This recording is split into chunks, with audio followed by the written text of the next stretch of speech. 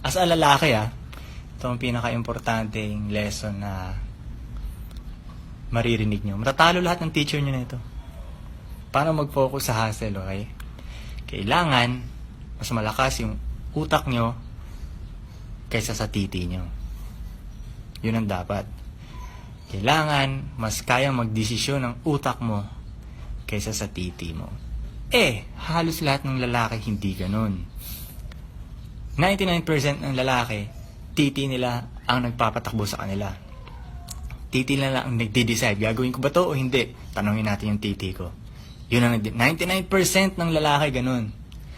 So, pag titi mo ang boss mo, hindi ka talaga nakafocus sa dapat mong gawin. Parang kunyari, dito ka papunta, di ba? Papunta ka dyan. Biglang dito sa gilid mo, may nakabuka kang magandang babae dyan. So, sasabihin ng titi mo, lumiko, di ba? Na-distract ka. So, hindi ka focus, di ba?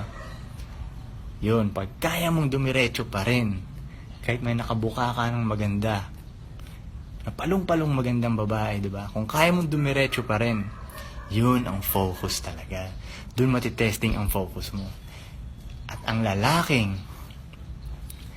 lalaking focused, sabi nila, yun ang delikadong lalaki.